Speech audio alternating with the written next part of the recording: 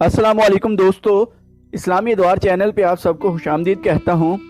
آج میں آپ کے لیے شمشیر بے نیام کی 39ویں ایپیسوڈ لے کے آیا ہوں۔ جن دوستوں نے ابھی تک چینل سبسکرائب نہیں کیا وہ چینل کو سبسکرائب کر لیں۔ تو چلیے آئیے شروع کرتے ہیں۔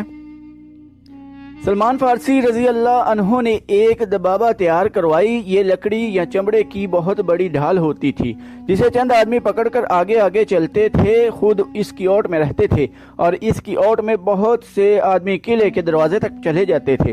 سلمان فارسی رضی اللہ عنہ نے جو دبابہ تیار کروائی وہ گائے کی کھال کی بنی ہوئی تھی۔ ایک جیش اس دبابہ کی اوٹ میں شہر کے بڑے دروازے تک پہنچا۔ اوپر سے آنے والے تیروں کی تمام تر بچھاڑیں دبابے میں لگی رہیں، لیکن دبابہ جب اپنی اوٹ میں جیش کو لے کر دروازے کے قریب پہنچی تو دشمن نے اوپر سے دہکتے ہوئے انگارے اور لوہے کے لال سرخ ٹکڑے دبابے پر اتنے پھینکے کہ کھال کی دبابہ تیر روکنے کے قابل نہ رہی، کیونکہ یہ کئی جگہوں سے جل گئی تھی۔ دبابہ چونکہ عربوں کے لیے ایک نئی چیز تھی جو پہلے ہی استعمال میں بیکار ہو گئی، اس لیے وہ اسے وہیں پھینک کر پیچھے کو دوڑے۔ اہل ثقیف نے ان پر تیر برسائے جن سے کئی ایک مجاہدین زخمی ہو گئے۔ 10 دن اور گزر گئے۔ محاصرے اور دفاع کی صورت یہی رہی کہ مسلمان تیر برساتے ہوئے آگے بڑھتے تھے اور تیر کھا کر پیچھے ہٹاتے تھے۔ بنو ثقیف پر اس کا یہ اثر ہوا کہ ان پر مسلمانوں کی بے جگری اور بے خوفی کی دہشت طاری ہو گئی۔ یہی وجہ تھی کہ انہوں نے کسی طرف سے باہر آ کر مسلمانوں پر حملہ کرنے کی کوشش نہ کی۔ آخر ایک روز رسول کریم صلی اللہ علیہ وآلہ وسلم نے اپنے سالاروں کو اکٹھا کیا اور انہیں بتایا کہ محاصرے کی کامیابی کی کوئی صورت نظر نہیں آتی۔ آپ صلی اللہ علیہ وآلہ وسلم نے سالاروں سے مشورہ طلب کیا کہ کیا کیا جائے۔ حضرت ابو بکر رضی اللہ عنہ اور حضرت عمر رضی اللہ عنہ نے کہا کہ محاصرہ اٹھا لیا جائے اور مکہ کو کوچ کا حکم دیا جائے۔ خود رسول کریم صلی اللہ علیہ وآلہ وسلم محاصرہ اٹھانے کے حق میں تھے، جس کی وجہ یہ تھی کہ مکہ کے انتظامات آپ صلی اللہ علیہ وآلہ وسلم کی توجہ کے محتاج تھے۔ مکہ چند ہی دن پہلے فتح کیا گیا تھا۔ خطرہ تھا کہ طائف کا محاصرہ طول پکڑ گیا تو مکہ میں دشمن کو سر اٹھانے کا موقع مل جائے گا۔ 23 فروری 630 عیسوی کے روز محاصرہ اٹھا لیا گیا۔ محاصرہ اٹھانے کا اثر اہل ثقیف پر کچھ اور ہونا چاہیے تھا، لیکن ان پر اس قسم کا خوف طاری ہو گیا کہ مسلمان جو اب جا رہے ہیں معلوم نہیں کس وقت لوٹ آئیں اور شہر پر یلغار کر کے شہر کی اینٹ سے اینٹ بجا دیں۔ خود مالک بن عوف کی سوچ میں انقلاب آ چکا تھا۔ کاہن کی جھوٹی پیش گوئی اور مارکہ حنین میں مسلمانوں کی ضربکاری نے اسے اپنے عقیدوں پر نظر ثانی کے لیے مجبور کر دیا تھا۔ مسلمان 26 فروری کے روز جو رانا کے مقام پر پہنچے جہاں رسول کریم صلی اللہ علیہ وآلہ وسلم نے مال غنیمت اکٹھا کرنے کا حکم دیا تھا۔ اس مال غنیمت میں 6000 عورتیں اور بچے تھے اور ہزارہ اونٹ اور بھیڑ بکریاں بھی تھیں۔ فوجی ساز و سامان کا انبار تھا۔ رسول کریم صلی اللہ علیہ وآلہ وسلم نے دشمن کی عورتوں، بچوں اور جانوروں کو اپنے لشکر میں تقسیم کر دیا۔ مجاہدین کا لشکر جو رانا سے ابھی چلا نہ تھا کہ قبیلہ حوازن کے چند ایک سردار رسول کریم صلی اللہ علیہ وآلہ وسلم کے حضور پہنچے اور یہ اعلان کیا کہ حوازن کے تمام تر قبیلے نے اسلام قبول کر لیا ہے۔ اس کے ساتھ ہی ان سرداروں نے رسول اکرم صلی اللہ علیہ وآلہ وسلم سے درخواست کی کہ ان کا مال غنیمت انہیں واپس کر دیا جائے۔ رسول کریم صلی اللہ علیہ وآلہ وسلم نے پوچھا کہ انہیں مال غنیمت میں سے کون سی چیز زیادہ عزیز ہے، اہل و عیال یا اموال؟ سرداروں نے کہا کہ ان کی عورتیں اور بچے انہیں واپس دے دیے جائیں اور باقی مال غنیمت مسلمان اپنے پاس رکھ لیں۔ رسول کریم صلی اللہ علیہ وآلہ وسلم نے مجاہدین کے لشکر سے کہا کہ بنو حوازن کو ان کی عورتیں اور بچے واپس کر دیے جائیں۔ تمام لشکر نے عورتیں اور بچے واپس کر دیے۔ بنو حوازن کو توقع نہیں تھی کہ رسول کریم صلی اللہ علیہ وآلہ وسلم اس قدر فیاضی کا مظاہرہ کریں گے یا مجاہدین کا لشکر اپنے حصے میں آیا ہوا مال غنیمت واپس کر دے گا۔ مسلمانوں کی اس فیاضی کا اثر یہ ہوا کہ قبیلہ حوازن نے اسلام کو دل و جان سے قبول کر لیا۔ حوازن کے سردار اپنے اہل و عیال کو ساتھ لے کر چلے گئے۔ مسلمانوں کی فیاضی کے اثرات طائف کے اندر تک پہنچ گئے۔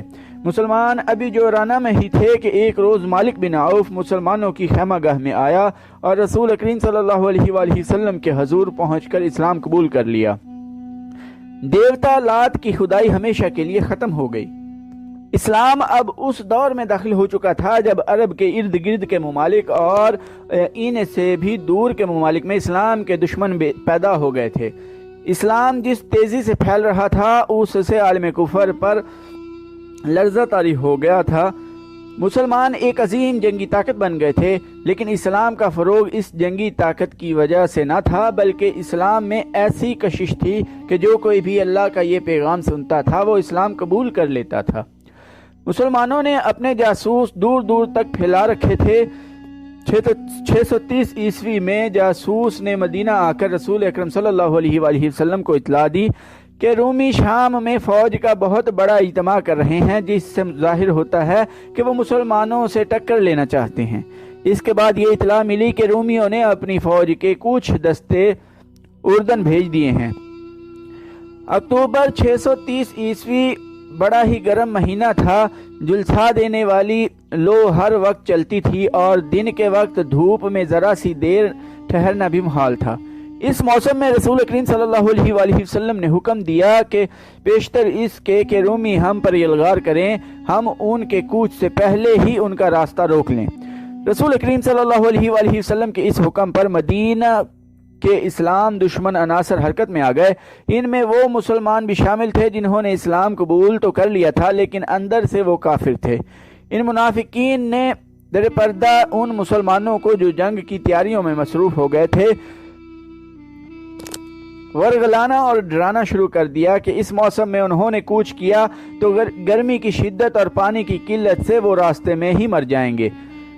ان مخالفانہ سرگرمیوں میں یہودی پیش تھے۔ اس کے باوجود مسلمانوں کی اکثریت نے رسول اکرم صلی اللہ علیہ وآلہ وسلم کے حکم پر لبیک کہا۔ رسول خدا صلی اللہ علیہ وآلہ وسلم نے تیاریوں میں زیادہ وقت ضائع نہ کیا۔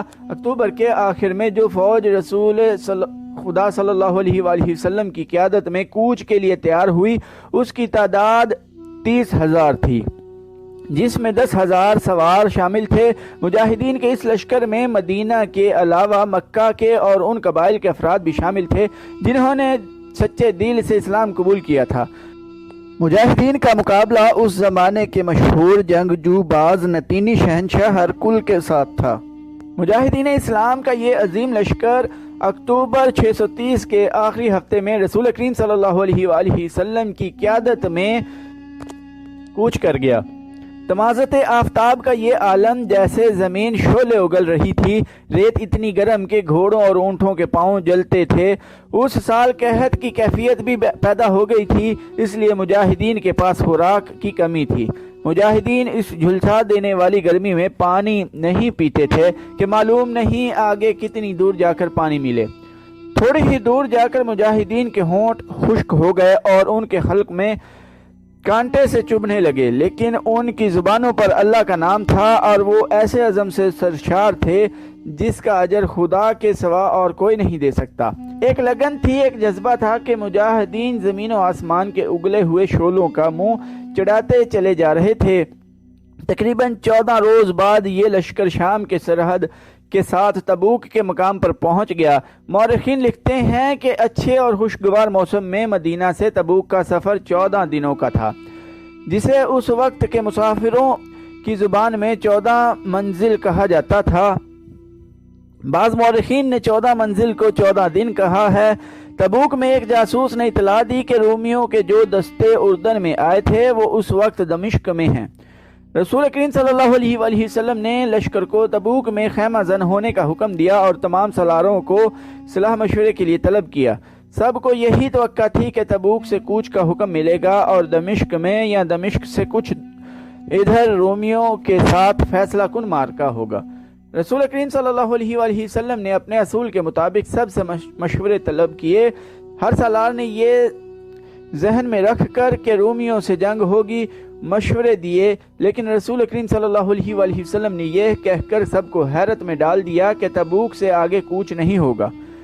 مورخین لکھتے ہیں کہ رسول خدا صلی اللہ علیہ وآلہ وسلم کے اس فیصلے میں کہ آگے نہیں بڑھا جائے گا بہت بڑی جنگی دانش تھی۔ آپ صلی اللہ علیہ وآلہ وسلم نے مدینہ میں ہی کہہ دیا تھا کہ رومیوں کا راستہ روکا جائے گا۔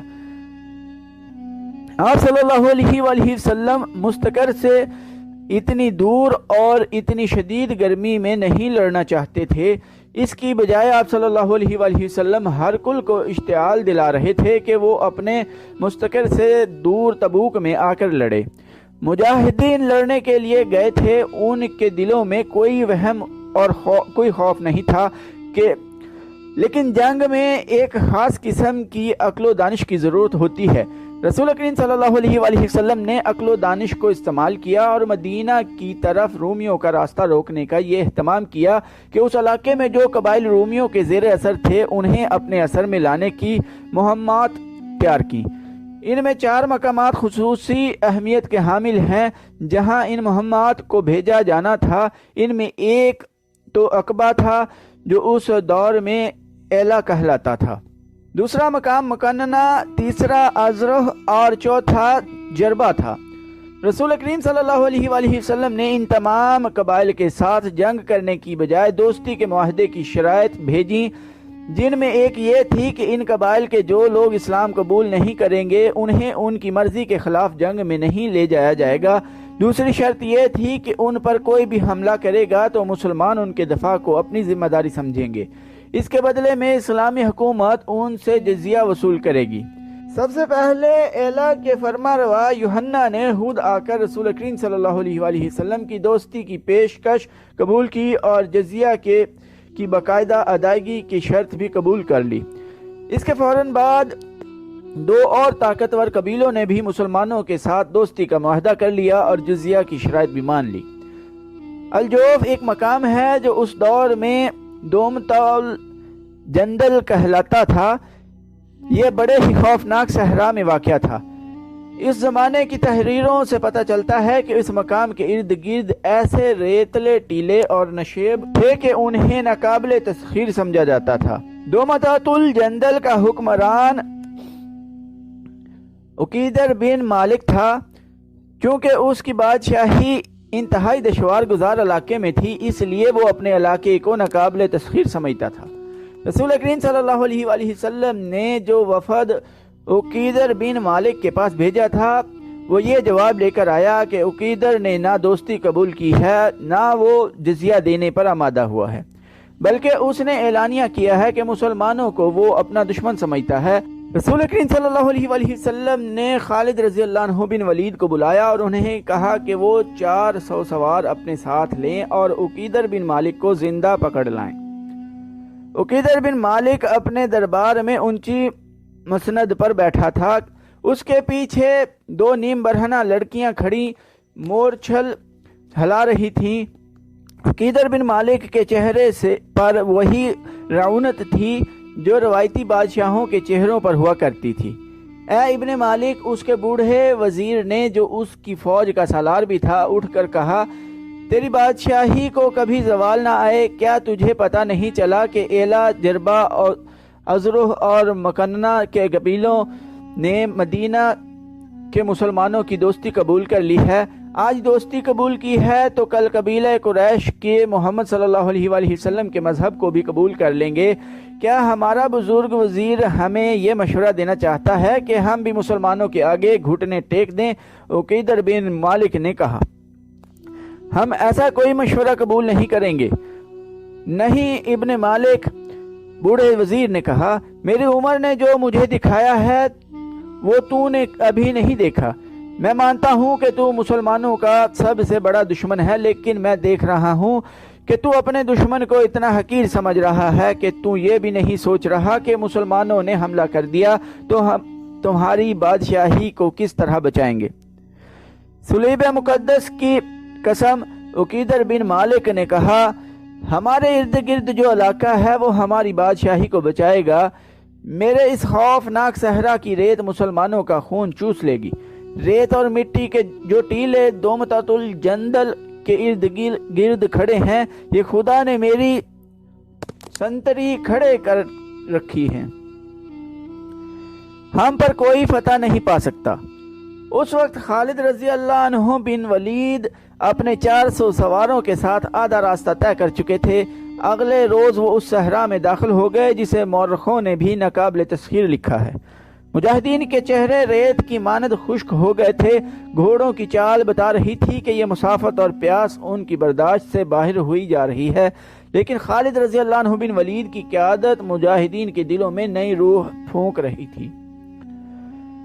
دومتات الجندل اچھا خاصا شہر تھا، اس کے ارد گرد دیوار تھی۔ خالد رضی اللہ عنہ بن ولید اس کے قریب پہنچ گئے اور اپنے سواروں کو ایک وسیع نشیب میں چھپا دیا۔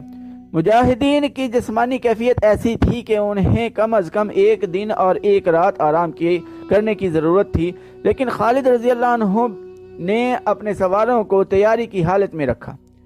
سورج غروب ہو گیا، پھر رات گہری ہونے لگی، چاند پوری آب و تاب سے چمکنے لگا، صحرا کی چاندنی بڑی شفاف ہو گئی۔ خالد رضی اللہ عنہ بن ولید اپنے ایک آدمی کو ساتھ لے کر شہر کی دیوار کی طرف چل پڑے۔ وہ جائزہ لینا چاہتے تھے کہ شہر کا محاصرہ کیا جائے، جس کے لیے 400 سوار کافی نہیں تھے۔ زیادہ سے زیادہ یہ کہا جا سکتا تھا کہ شہر کی ناکہ بندی کر دی جائے، دوسری صورت یلغار کی تھی۔ تو دوستو، آج کی ایپیسوڈ یہیں ختم کرتے ہیں۔ چینل کو سبسکرائب کرنا نہ بھولیے گا، لائک، کمنٹ اور شیئر بھی ضرور کیجیے گا۔ ٹائم دینے کے لیے شکریہ۔ اللہ حافظ۔